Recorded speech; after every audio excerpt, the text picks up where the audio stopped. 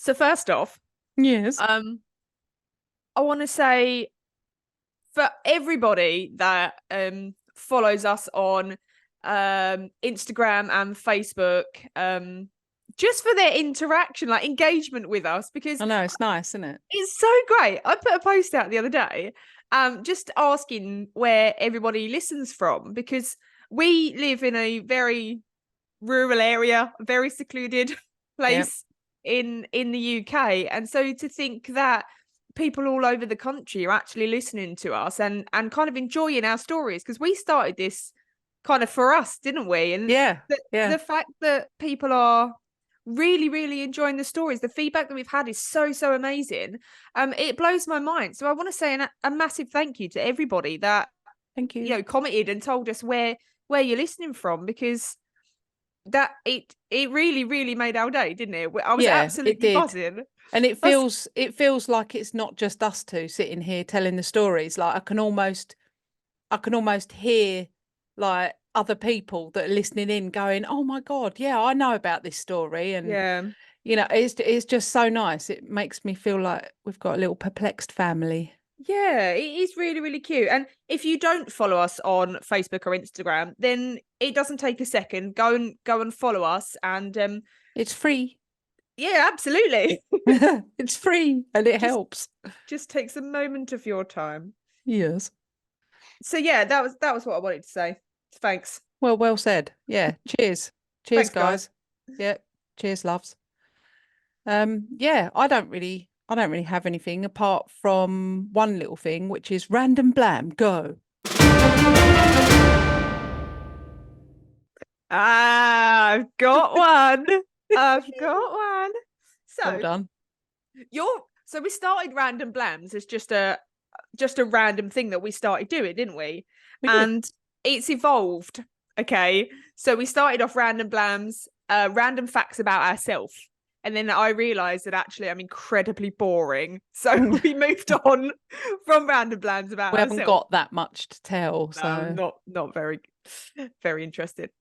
So then we moved on to just random facts in general, and you've started doing tongue twisters. yeah, And because I like it.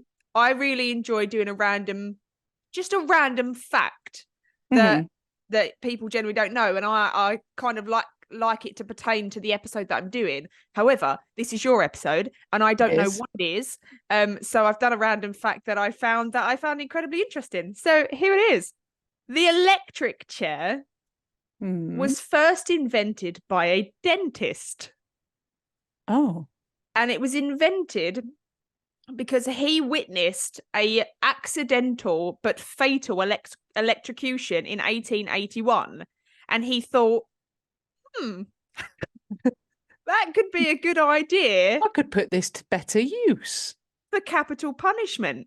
Oh, goodness. And so he then started modifying his dentist chairs into electric chairs, and he actually collaborated with Thomas Edison in Goodness. order to create these electric chairs. And his first electric chair took 2 shocks to actually work. So then they had Oh, to like develop it further.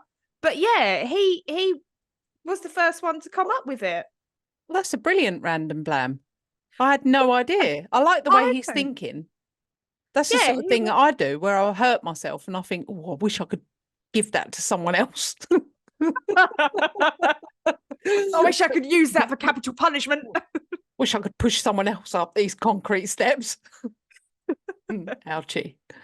And he's gone, I've got a chair that a lot of people sit in that hate it. How else could I turn this into something that people hate? That's brilliant. I like the way he's thinking.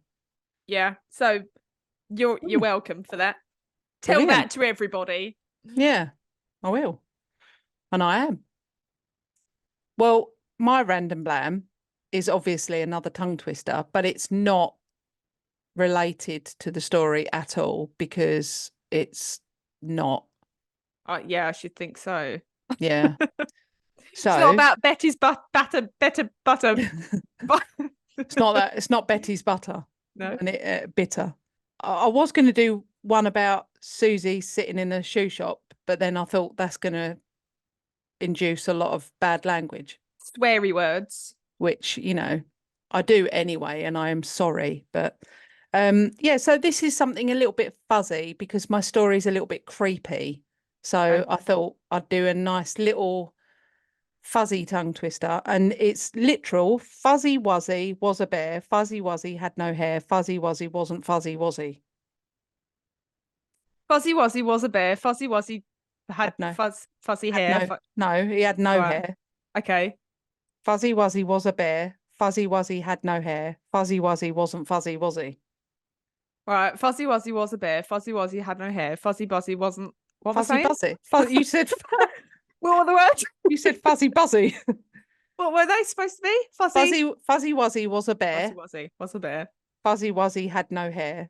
Fuzzy Wuzzy wasn't fuzzy, was he? Right. There's no way I can remember all of those words. I would have to write them down to do it because I learn visually, you see. I don't take in audio. It goes literally, it hits my eardrums and bounces straight out. And just goes, Whereas what?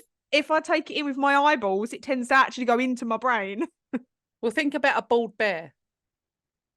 Fuzzy Fuzzy Wuzzy. Wuzzy was a bear. Fuzzy Wuzzy had no hair. Fuzzy Wuzzy, what's the next? Wasn't fuzzy, was Wasn't he? Fuzzy Wuzzy. Yeah. Oh, okay. Try Fuzzy and say Wuzzy that. was a bear. Fuzzy Wuzzy had no hair. Fuzzy Wuzzy wasn't. No, I just can't remember. It's too long. Nah. What are we doing again? Where am I? Where am I? Who am I? I just can't remember it. I do apologise. Sarah can't remember it. You guys, give it a whirl. Send us your videos of trying to do Fuzzy Wuzzy. Let us know. Random Blams, done. So today's episode is going to be 2 reasonably short stories. And then at the end, I'm going to explain a twist that relates to both of them. So pay attention, all of you, and take in as much as you can. And then I'm going to tell you the twist at the end.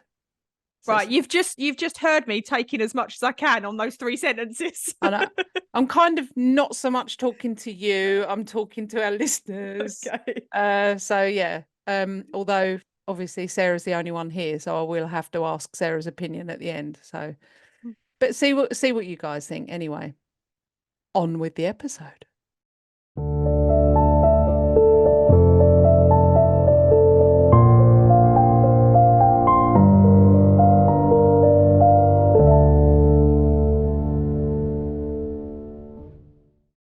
Morning. Morning. Sorry, I just had a mouthful of coffee then. I don't know know, why I wasn't expecting it. I paused and waited for you to Swallow. a cup away. But yeah, morning, everyone. Good morning. Happy Tuesday, wherever you all are. And we know where a Morning. lot of you are. We do know where a lot of people are now. Yeah. Illinois, Vancouver, Texas, Texas. France. Gosh, honestly. There's people everywhere, honestly. The UK. The UK. Howdy, guys. We're having rubbish weather in the UK at the moment. I'm currently sat here Indeed. watching Caesar outside and his ears are flapping around everywhere. I think he's going to take off. It's so windy. His ears are like, woo! Like little Dumbo out there. Yeah. Well, the first story of today's episode is called Paul and Janet. Both the 2 stories, I have changed the names and I've changed the places. The first story, Paul and Janet, in September 1986, there was a young couple called Paul and Janet. Janet was 32 and worked as a teacher at their local school. Paul was 34 and worked for a security company and did a lot of overtime to earn extra dollar. The reason he wanted to earn as much as he possibly could was that he was, or both of them were renovating an old house that they had bought together 6 months prior to these events. This house was small, it was dilapidated, and it was like a sort of cottage that was situated fairly close to a railway. On Wednesday, the 10th of September, Paul was at work as usual. Janet came home from school and decided to head up to bed at around 9 p.m. So she went upstairs, got herself into bed. A soft thud downstairs roused Janet slightly from her sleep. She squinted her eyes slightly open to look at the glowing alarm clock on her bedside table. As she did so, she saw that it was 11:02 p.m. as this was the time that Paul usually arrived home. She closed her eyes and awaited the usual movement of the bed as Paul climbed in. She could vaguely hear Paul undressing in the darkness behind her, and she felt him climb into bed. Janet remembers feeling slightly irritated by Paul's not so subtle advances. And however, she made her feelings known by ways of aggressive grunts and hisses. And get off. And when a silent compromise was reached by means of naked spooning, Janet fell back asleep. Yeah, I think she just turned over and he went, oh, naked spooning. Yeah, naked spooning, fine, if that's all I can get. Sometime later, Janet woke up and decided to pop downstairs and grab a drink.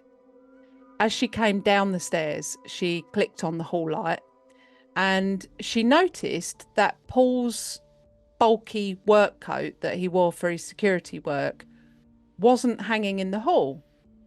She thought, that's odd. Normally it always gets in my face when I come down the stairs, and it's not there.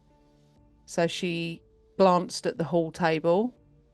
Paul's keys weren't on the table like they usually were.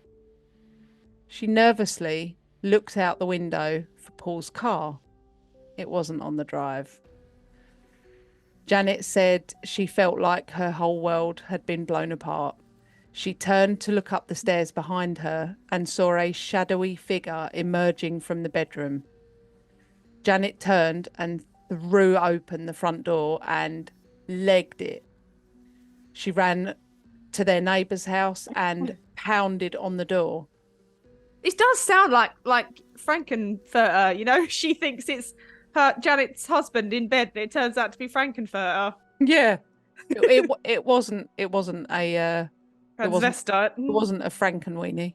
No. The Damn neighbour, it, Janet. the neighbour, Christine, took Janet into her house and together they called the old bill. The police arrived about 20 minutes later and went into Paul and Janet's house. They quickly completed a thorough search of the house, but no person was found. After taking a full statement from Janet, the police left. As the police were pulling out of the driveway, Paul arrived home. Having seen the police cars at his house, he leapt out of his car and ran inside. He found Janet sitting in her dressing gown, sipping tea and being comforted by their good friend and neighbour, Christine. Paul asked what was going on. A semi-hysterical Janet asked why the hell hadn't he got home at his usual time of 11 p.m. And to this, Paul was super confused. And he, as calmly as he could, although he felt his heartbeat pounding out of his chest, he explained to Janet that his usual time to arrive home was never before 1 a.m. Paul's explanation for this, he tried to rationalise it out. He thought Janet had either imagined it and, you know, had a dream or something. And, well, obviously I wasn't, you know, cuddling up to her in bed. He thought that she was being overly nervous in the new house. He thought she was overtired. Maybe she got the times mixed up. And in short, he could not and would not believe that a stranger had been naked spooning his wife every night to the point where she was under the impression that he got home at 11 o'clock every night. Oh my God. And climbed into bed with her. And he was like, nope. But to try and calm his wife somewhat, over the next couple of days, they had all their locks changed. Paul fitted security latches on all the windows. He put some big chunky bolts on the doors for good measure. However, the torment for poor Janet just continued. Over the following months, she would tell Paul of personal items that had just disappeared. Mm. Janet would brush her hair in the morning, and the following morning she would reach for a hairbrush, gone. She noticed underwear was gone. She noticed that photos were missing. The whole photo, the frame, everything just gone. Her favourite pair of red shoes were missing. And when Janet started to discuss this with Paul and tell him, Paul actually started to fear for his wife's sanity. Janet became insistent that they sold the house and moved as soon as possible. She didn't feel safe.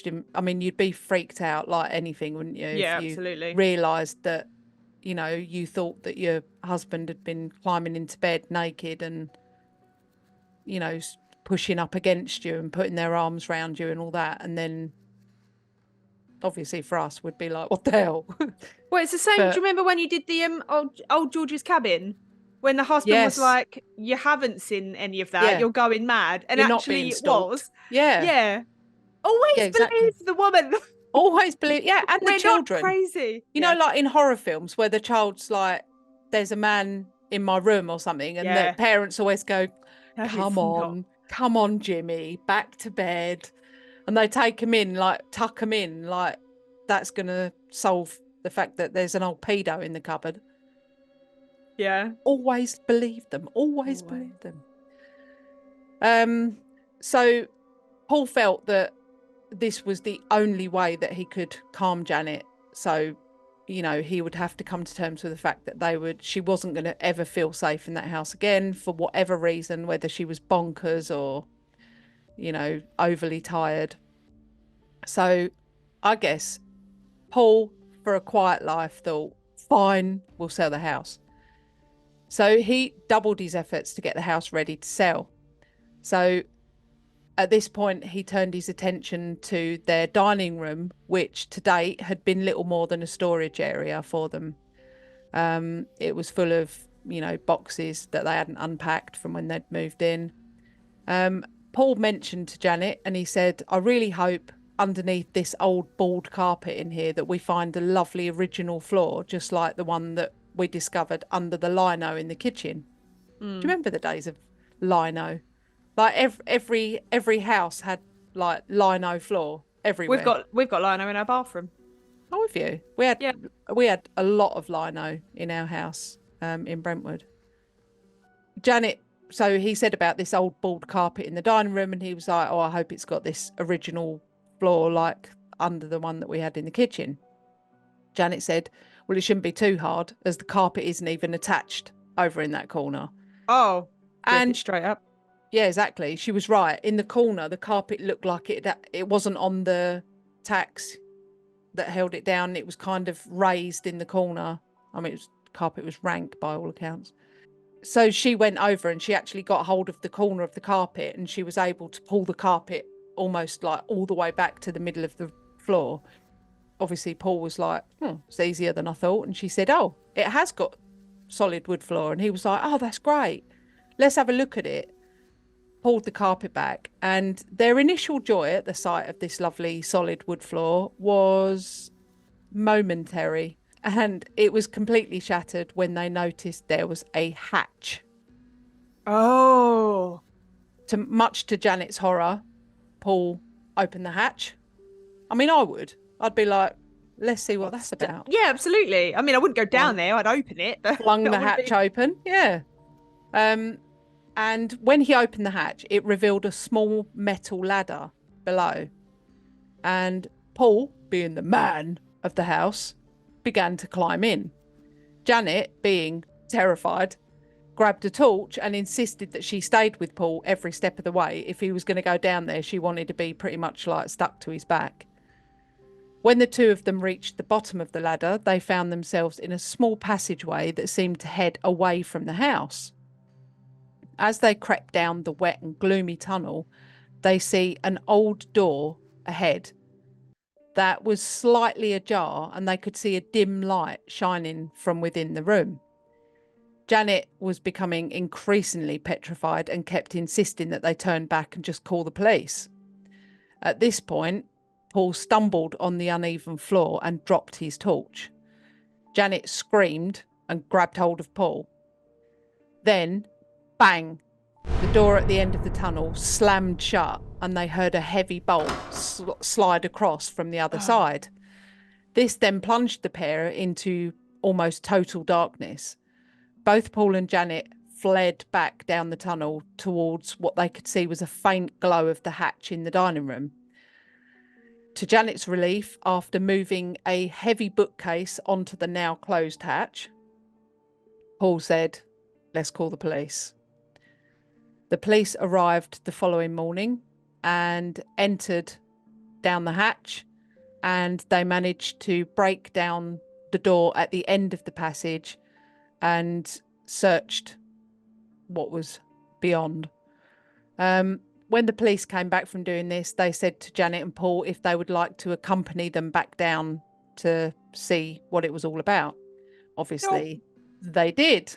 Nope, I'm good.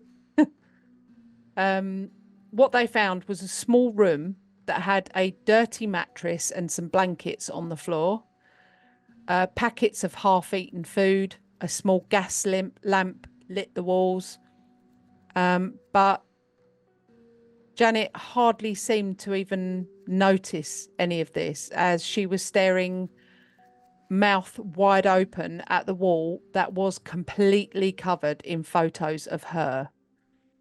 She noticed that amongst the photos that had come from her photo albums, and these photo albums had not even been unpacked. They were in the boxes in the dining room. So she then realised that obviously whoever had inhabited this room had been going through all their photo albums and boxes and everything. But amongst these photos were some unfamiliar ones. And she went to the wall, she looked a bit closer, and they were pictures of Janet, but fast asleep. And they were very clearly, they had been taken at all different times over what seemed to be several months. As the reality sunk in of what had clearly been going on in their own home, the police pointed out that there was another small ladder in the far corner of the room, which appeared to be leading to another hatch, although this hatch was made of heavy, heavy metal. The officers were able to go up the ladder and open the hatch, which they had done previously. When they did this, they found themselves on a sloping wooded area of the railway embankment. Unfortunately, the mystery intruder has never been identified. To this date, nobody has ever been charged. The passageways were filled in and the hatches removed.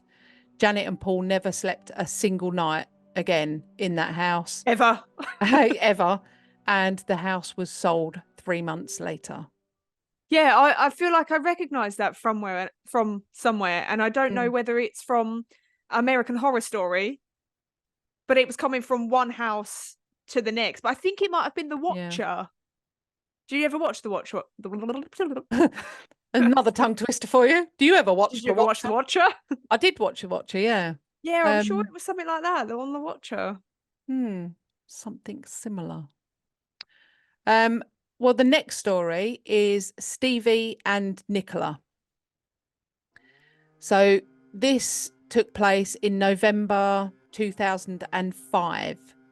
Nicola was 28 years old and she lived in a one-bedroom flat or apartment for our American listeners that she had moved into 4 months prior to these events. She was fighting to make ends meet by moonlighting as a maths tutor to teenagers from the local school. Stevie, who was 14 and studying towards his high school exams, had been taking extra lessons with Nicola as she was a close family friend to, Stevie's family.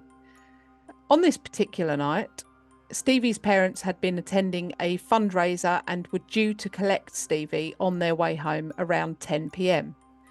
However, 10 p.m. arrived and Stevie's parents did not. At approximately 10:30 p.m, Nicola received a phone call from Stevie's mum saying that they had broken down en route and were awaiting a recovery vehicle.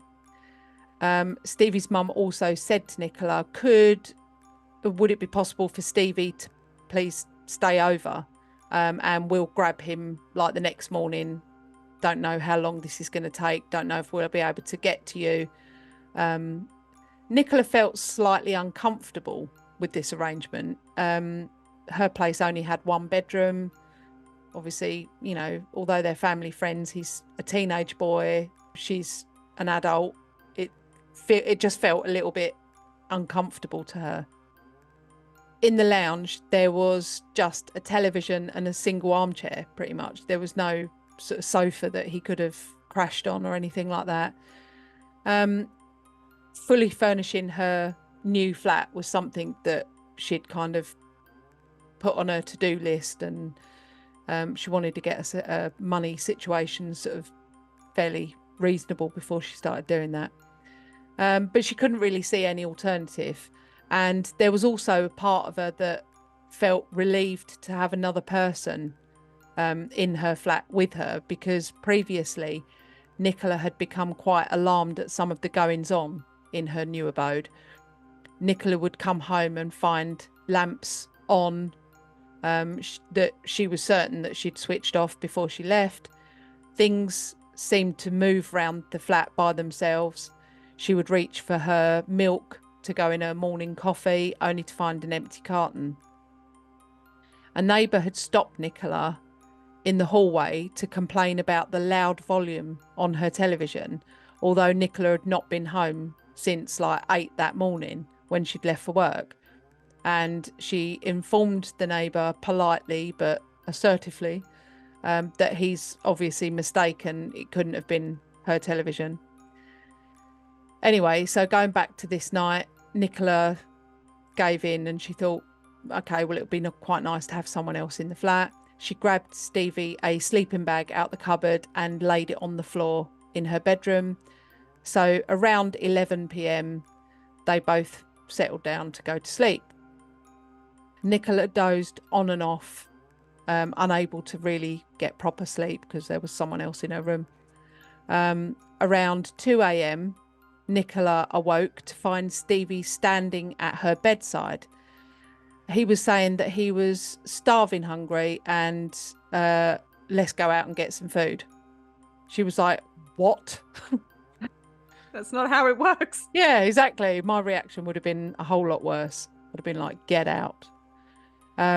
Nicola felt irritated and slightly confused and told him that, you know, listen, Stevie, if you're hungry, there's leftover pizza in the fridge. Go and eat that. Stevie didn't even entertain the idea. He was absolutely insistent. Nope, I want to go out for some food. Take me out to get some food. And she was like, for God's sake, it's 2 o'clock in the morning. Nowhere's open, man. Yeah, like, get over it.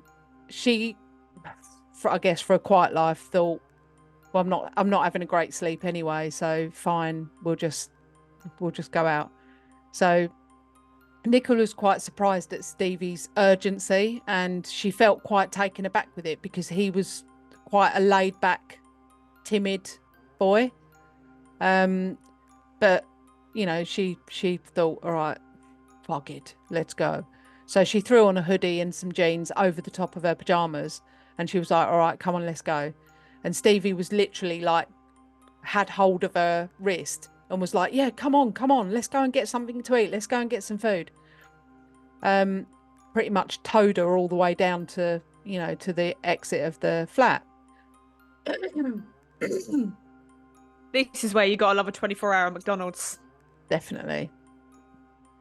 When they reached the street below, Stevie stood in front of her, blocking her path, and said, I'm really sorry, Nick. I don't want any food. I just had to get us out of your flat. She was like, what? he said, like she was super confused at this point. He said, Nick, I woke up in the night and I turned over and there's a full-ass grown man asleep underneath your bed. Oh, And because he was floor level, obviously he could see yeah. right under Nicola's bed. Jesus So, Christ, I feel like I'm about to freak out now, but can you imagine being in that situation? Just like, oh, I'm so tired, roll over. Oh my God, there's a man. He said that he was sort of a full-grown, dishevelled looking man, and he was fast asleep underneath Nicola's bed. Jeez. So they immediately called the police. The police entered Nicola's flat. They came pretty much straight away. They arrested the sleeping man, and it turns out that he was a homeless man and he had been sleeping underneath Nicola's bed and living in her apartment for over 2 months. Jesus Christ. Obviously, like I say, Stevie had only seen him. He'd only been discovered because Stevie was laying on the floor and he turned over and could see him underneath, and he had a clear view.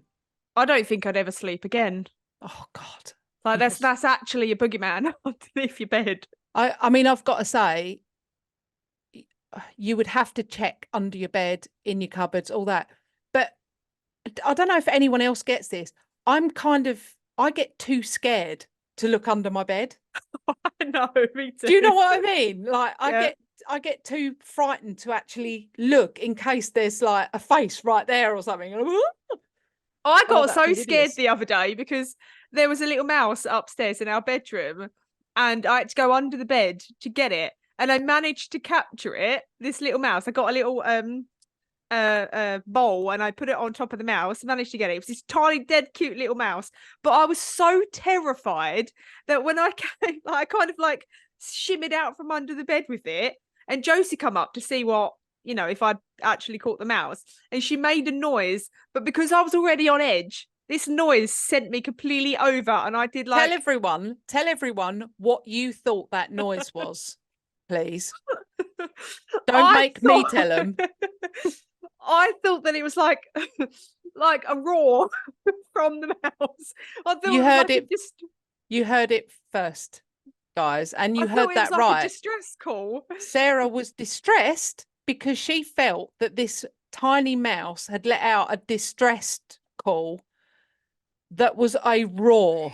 Honestly, but I was already really scared and I was already on edge. Like my adrenaline was going from having to get this little mouse, that this little noise just sent me over the edge. And I did one of those like terrified non-screams in that, when someone makes you jump and you go, ah!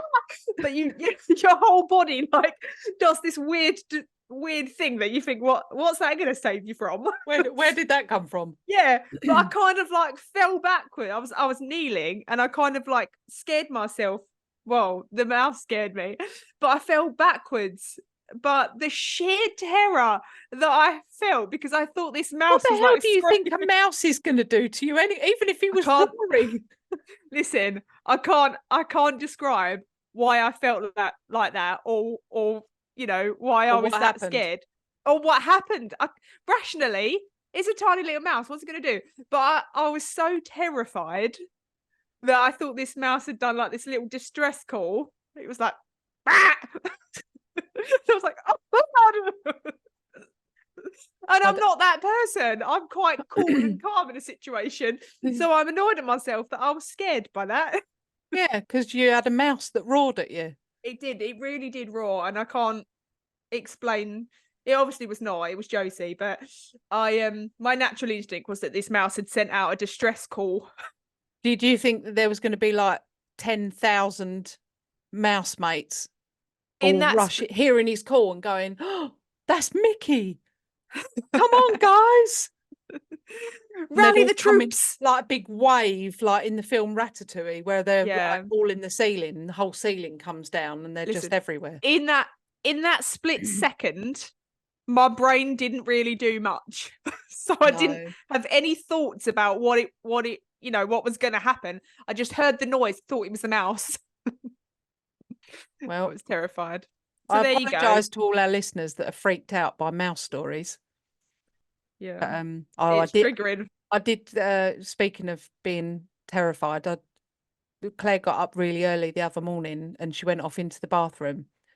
And I woke up because Claire's tiny, but she's heavy footed, like you wouldn't believe. So she goes thundering across the bedroom floor into the ensuite. And I thought, I could really scare her because she thinks I'm fast asleep. But how much do I want to get myself out of bed when I don't actually need to get out of bed at this time? But obviously, the urge to scare Claire was greater than my urge to stay in bed. So I very silently crept out of bed and like crept across the floor and just stood there. And she was ages in there. Like I could hear her like turning the taps on and getting moisturizer out. And I was thinking, oh, come on. And by this time, because I've just woken up, I need to go into the toilet and have a tinkle. And I was like, come on, come on, come on. And then eventually it paid off. And she came creeping out of the bathroom. And I tell you, I don't even go, ooh, and like make her jump or anything. I do this.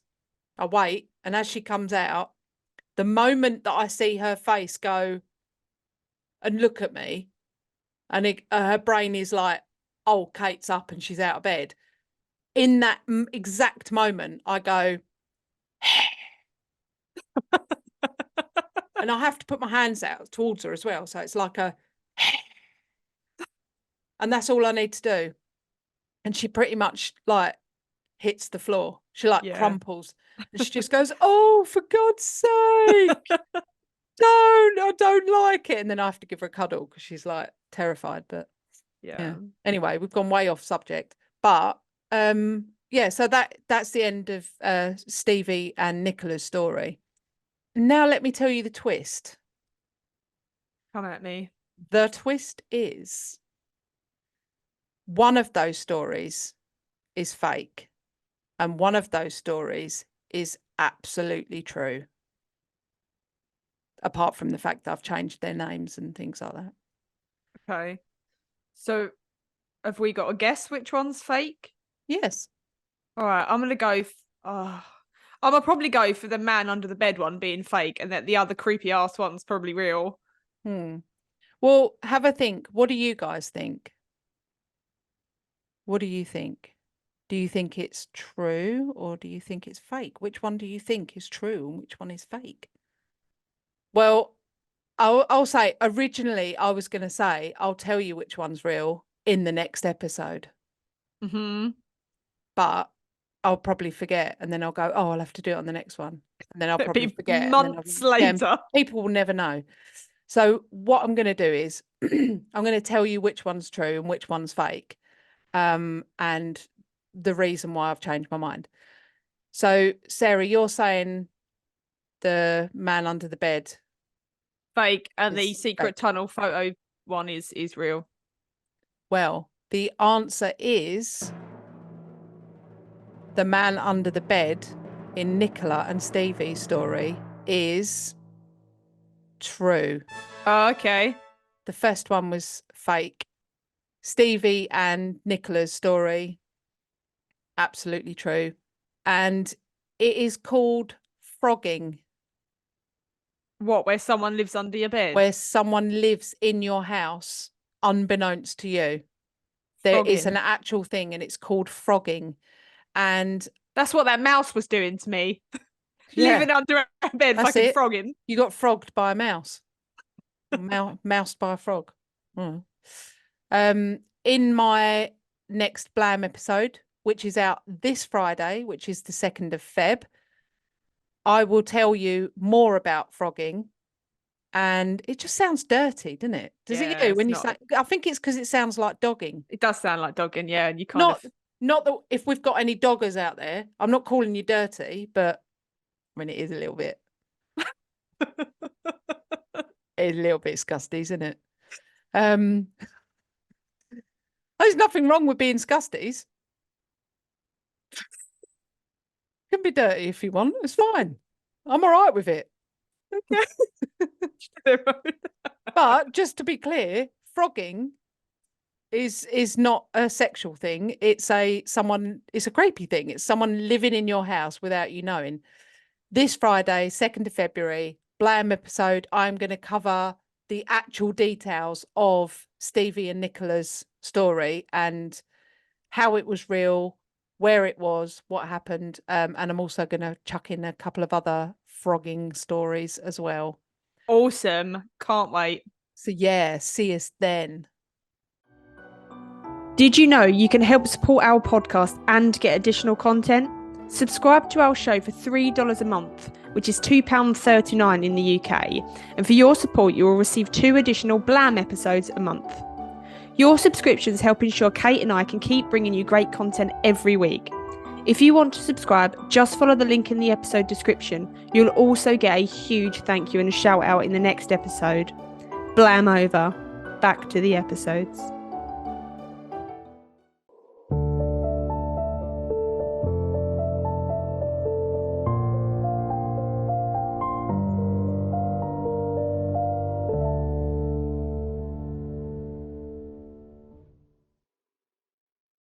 Do you want a bit of carrot? Would you like a bit of carrot? You can have a bit of carrot, yes you can. Here you go. Good boy. He's such a good boy. Doing your carrot song. Oh, did you hear that? You can have a bit of carrot, yes you can. I don't know what's gotten into me. I've become this different person. Burst into a fucking musical all of a sudden. I don't know what comes over me. Every time I see his little face, I'm like a Disney character. It's just nothing so wrong adorable. with singing to your dog. I love it. He does not. Josie always goes, oh, he loves me singing to him. And then I sing right into his face and he's like, his ears go back. Yeah. Like, what the shit? Does he blink a lot? Where he's like, oh, please stop. Yes. It's He too does. much. It's like, it's like it's hurting his face. He's like, oh. Just imagine you screaming some made up musical song right into his face. Blowing his ears back and making him blink constantly. Like, you love this, don't you? You absolutely love it. And he's like, get me out of here. It's like, please stop, please. Animal cruelty. Yeah.